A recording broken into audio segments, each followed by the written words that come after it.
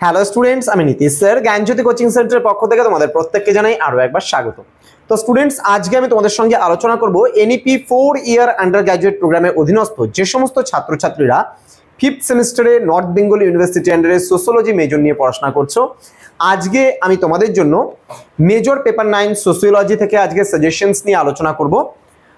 আজকের এই আলোচনাটা পার্ট 1 ক্লাস। তোমাদের রয়েছে সোশিওলজিক্যাল থিঙ্কার্স ইউনিট 1, ওকে, সোশিওলজিক্যাল থিঙ্কার্স ইউনিট 1 বা সোশিওলজিক্যাল থিঙ্কিং ইউনিট 1 বলতে পারো। যে সমস্ত চিন্তাবিদেরা রয়েছেন, সমাজতাত্ত্বিক চিন্তাবিদেরা, তো তাদেরকে নিয়ে যে পেপারটা করা হয়েছে তোমাদের মেজর পেপার 9, সেই মেজর পেপার 9 থেকে আজকে 3 মার্কসের যে অতি গুরুত্বপূর্ণ প্রশ্নগুলো সমস্ত ইউনিট একত্রে আমি আলোচনা করব যে কোন কোন প্রশ্নগুলো তোমাদের পড়বে। দেখো, সোশিওলজিতে কিন্তু ওরকম যে what is the meaning of ideal type এরকম ধরনের প্রশ্ন আসে না। এখানে কিন্তু সমস্ত প্রশ্ন আসে টিকা ধরনের মতন করে। হ্যাঁ, তোমাদের জাস্ট খালি টপিকটা তুলে দেবে, সেই টপিকের ওপরে তোমাদের কিন্তু আনসারটা লিখতে হবে। তো এরকমই কিছু প্রশ্ন নিয়ে আজকে আলোচনা করব। সর্বমোট তোমাদের মেজর পেপার 9 থেকে দাঁড়িয়েছে সাজেশনসে সর্বমোট কোশ্চেন সংখ্যা 21টা। সর্বমোট 3 মার্কসের জন্য 21টা প্রশ্ন পড়তে হবে। এবারে এই 21টা প্রশ্নের মধ্যে কি কি প্রশ্নগুলো তোমাদের মোস্ট ইম্পর্টেন্ট সেগুলো নিয়ে কিন্তু আজকে আলোচনা করব।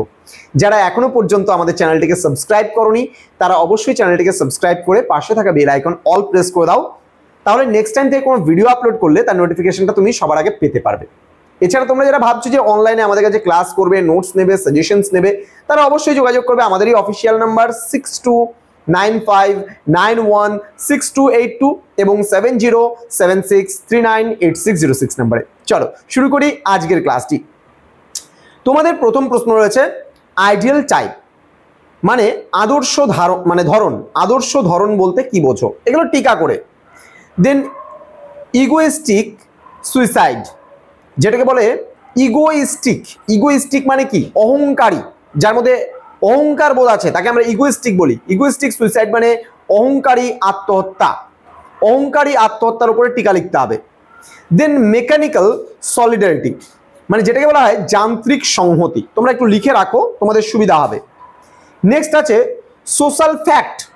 সোশ্যাল ফ্যাক্ট মানে সামাজিক বাস্তবতা, এই নিয়ে একটা টিকা কিন্তু খুব ভালো করে পড়বে। দেন এলিয়েনেশন। এলিয়েনেশন মানে বিচ্ছিন্নতা। দেন ট্র্যাডিশনাল অথরিটি, যেটাকে আমরা বলি ঐতিহ্যবাহী কর্তৃত্ব। ট্র্যাডিশনাল অথরিটি মানে ঐতিহ্যবাহী কর্তৃত্ব। পরবর্তী প্রশ্ন, নেক্সট প্রশ্ন আছে থিওলজিক্যাল সোসাইটি। থিওলজিক্যাল সোসাইটি লিখে রাখো তোমরা। থিওলজিক্যাল সোসাইটি মানে হচ্ছে ধর্মতাত্ত্বিক সমাজ, অর্থাৎ যেই সমাজ ধর্মের উপর বেস করে তৈরি হয় তাকে আমরা ধর্মতাত্ত্বিক সমাজ বা থিওলজিক্যাল সোসাইটি বলি। নেক্সট পরবর্তী প্রশ্ন, social static and social dynamics. আবার বলছি social static and social dynamic মানে সামাজিক স্থিতি এবং সামাজিক গতিশীলতা। ঠিক আছে, সামাজিক স্থিতি এবং সামাজিক গতিশীলতা বলতে আমরা কি বুঝি, এর উপরে একটা নোটস আসবে। দেন বলছে থিওরি অফ প্রি ডেস্টিংশন মানে পূর্ব গন্তব্যের তত্ত্ব। পূর্ব গন্তব্যের তত্ত্ব। নেক্সট রয়েছে টোটেমিজম মানে টোটেমবাদ। টোটেমিজম বা টোটেম সম্পর্কেও আসতে পারে এটা।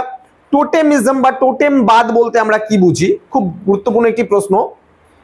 নেক্সট বলছে পরবর্তী প্রশ্ন, প্রশ্ন নাম্বার 11, বেস অ্যান্ড সুপারস্ট্রাকচার, অর্থাৎ বলতে পারছে ভিত্তি এবং উপরিকাঠামো। ভিত্তি এবং উপরিকাঠামো। নেক্সট পাওয়ার মানে শক্তি বা ক্ষমতা।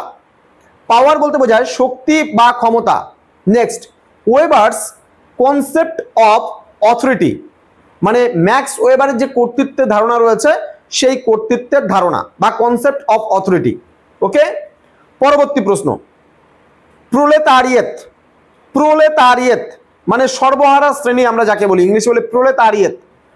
এটা মার্কসের, তুমি মার্কসিজম থেকে পাবে এই প্রশ্নের উত্তরটা। প্রোলেতারিয়েত মানে সর্বহারা শ্রেণী।